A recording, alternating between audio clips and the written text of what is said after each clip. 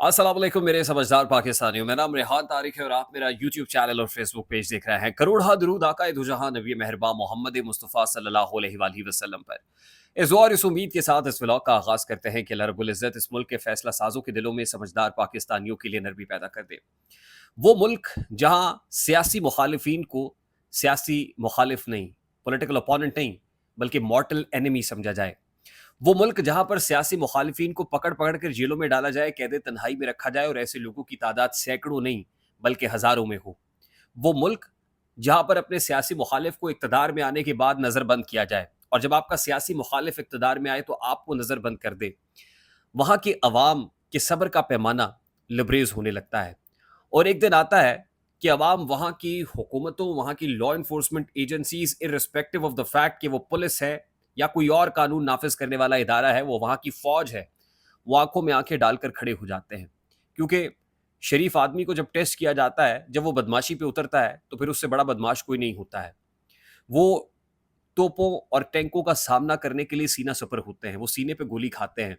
साहिर लुधियानवी के उस शेर के मसदाक कि जुल्म फिर जुल्म है, बढ़ता है तो मिट जाता है, खून फिर खून है, टपकेगा तो जम जाएगा।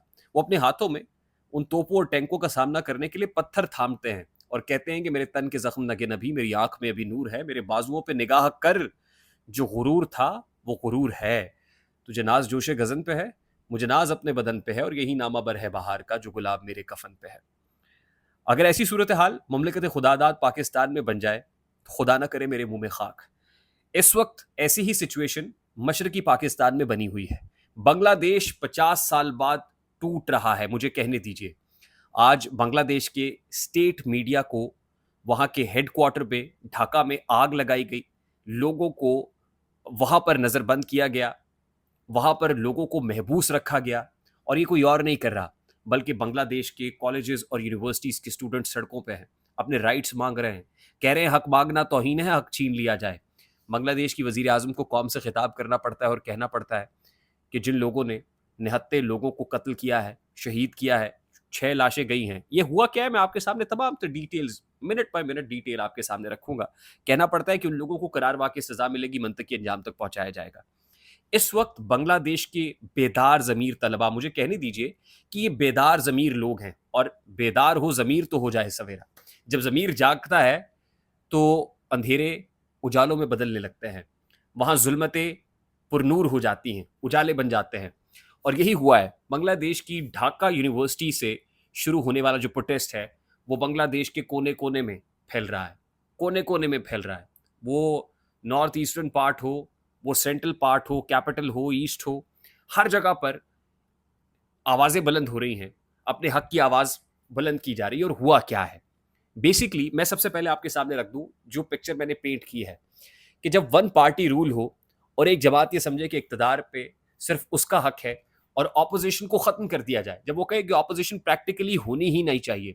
बांग्लादेश के अंदर 2014 में हसीना वाजिद इंतख़ाब जीतती, 2019 में फिर इंतखाब जीत के आ जाती हैं, 2024 में फिर इंतखाब जीत के आ जाती हैं। प्रैक्टिकली खालिदा ज़िया को इस वक्त भी हाउस अरेस्ट किया हुआ है और वो समझती हैं इस वक्त भी जब इंतखाब हुआ है तो तकरीबन 10,000 पॉलिटिकल अपोनेंट्स को नज़र बंद करके इंतखाब लड़ा, यानी अकेले मैदान में दौड़ लगाई और अकेले ही फर्स्ट आ गए।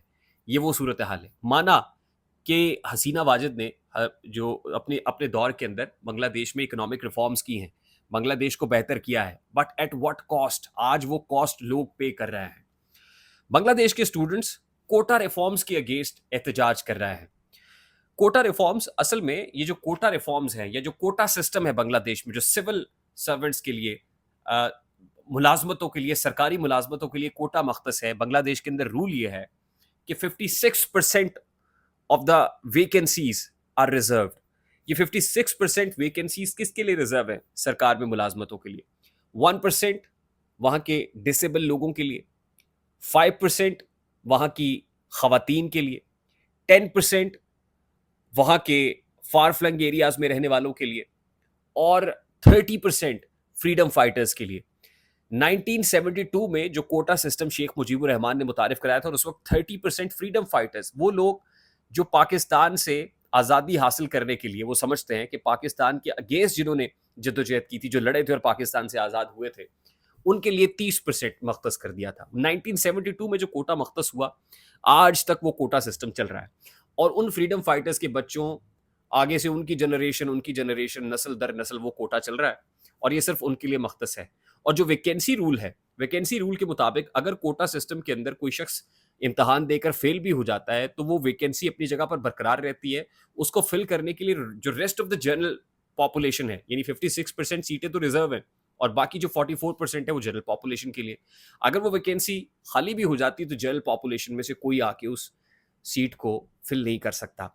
यानी ये 56% है और 56% लोग ये समझते हैं वहाँ के कि ये सरकार अपने लोगों को नवाजने के लिए अपने वोटर्स सपोर्टर्स को इन नौकरियों को, पुरकशिश नौकरियों को में उनको लेके आती है और उनके वोट समेटती है। अब वहाँ की सुप्रीम कोर्ट ऑफ बांग्लादेश ने अब से 1 डेढ़ महीना पहले ये इसको पॉज कर दिया कि कोटा सिस्टम को पॉज किया जाए। जो प्रोटेस्टर्स प्रोटेस्ट कर रहे थे, शेख हसीना वाजिद वहाँ जाती हैं और जाके ये कहती हैं कि जो प्रोटेस्टर्स हैं ये रजाकार हैं। रजाकार बांग्लादेश में उनको कहा जाता है जिन्होंने, वो समझते हैं कि 1971 की इस जंग में पाकिस्तान का साथ दिया था, यानी दूसरे लफ्जों में ट्रेटर्स, बगावत करने वाले। जब वहां के प्रोटेस्टर्स को रजाकार कहा गया तो यूं समझ लीजिए कि वो तूफान थमता थमता एक बार फिर वो बिफरी हुई मौजों में कन्वर्ट हो गया, मुंतकिल हो गया। लोग सड़कों पे आ गए और फिर वो कहने लगे कि जब हम वजीर आजम के पास अपना हक मांगने गए, when we went over there to seek our rights, she called us razakars, तो वी आर रजाकार्स। फिर ये चैंटिंग होने लगी, स्लोगन रेज करने लगे, हाँ हम रजाकार हैं। और देखते ही देखते ये प्रोटेस्ट इतना वायलेंट हुआ कि जो एक ढाका यूनिवर्सिटी से चला था तो उसके बाद दीगर यूनिवर्सिटीज और कॉलेजेस के स्टूडेंट्स भी खड़े हुए। आज 6 लोग जो इन प्रोटेस्ट के दौरान मारे गए, उनकी फ्यूनरल प्रेयर थी, उनकी नमाज जनाजा थी और नमाज जनाजा पर भी वहाँ की जो स्टूडेंट बॉडी है, जो जिनको सरकार जिनकी पुष्पनाई करती है और समझते हैं कि सेवरल ईयर्स से वो स्टूडेंट बॉडी वो अपने एंटी जो स्टूडेंट बॉडीज हैं उनको कुचलती भी आई हैं। कहते हैं कि उनके हाथों में रिवॉल्वर्स भी थे, उनके हाथों में लाठियां भी थी, उनके हाथों में डंडे थे, जो कुछ था आए और उस फ्यूनरल प्रेयर पर जमा होने वाले स्टूडेंट्स पर धावा बोल दिया। पुलिस आई, पुलिस ने रबर बुलेट्स फायर की, आंसू गैस की शेलिंग की। 6 लोग जो हैं वो मारे गए हैं, 6 लोग मारे गए हैं। और फिर पुलिस और वहाँ के स्टूडेंट्स में, वहाँ की फौज के दरमियान जब आपस में हेड ऑन कोलिजन हुई तो स्टेट मीडिया, ढाका के अंदर जो वहाँ का रियासती मीडिया है, हेडक्वार्टर है, उसको भी आग लगा दी गई। सूरत हाल इस वक्त गैर मामूली है, बेकाबू हो रही है। मैं जब ये सिचुएशन कंपेयर करता हूँ कि जब एक औरत है शेख हसीना वाजिद, जब उसने अपने पॉलिटिकल अपोनेंट्स को दीवार से लगाने की कोशिश की, वहाँ पर जमहूर की आवाज़ को दबाया, गला घोटा, लोगों पर मनमानी करने की कोशिश की, वन पार्टी रूल को जो है मुल्क पर मुसल्लत करने की कोशिश की, तो अब लोगों के सब्र का पैमाना लबरेज हो रहा है।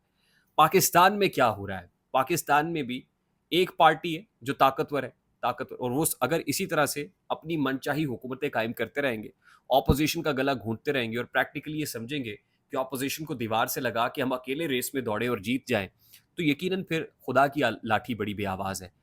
फिर लोग तो देख रहे हैं, जो चुप करके देख रहे हैं। अगर मुल्क में कोई इमरजेंसी होगी, मुल्क में कियोस होगा, मुल्क में बदअमनी होगी, इंस्टेबिलिटी होगी, लोगों के पास खाने को कुछ नहीं होगा, तो फिर तंग आमद बजंग आमद। खुदा ना करे कि मेरे मुल्क में ऐसे हालात पैदा हों कि वो जो मुल्क का बुरा चाहने वाले हैं, जो मुल्क को टूटने के ख्वाब देखते हैं, मुल्क को तोड़ने के लिए जद्दोजहद करते हैं, वो कामयाब हो जाएं। आई होप मेरी बात आप तक पहुंची होगी। अगर पहुंच जाए तो वीडियो को लाइक और शेयर करना मत भूलिएगा। चैनल पे नए तो चैनल को सब्सक्राइब कर लीजिएगा, बेल आइकन जरूर दबाइएगा। मुझे रेहान तारिक को इजाज़त दीजिए, अपना बहुत सारा ख्याल रखिएगा। अस्सलाम वालेकुम।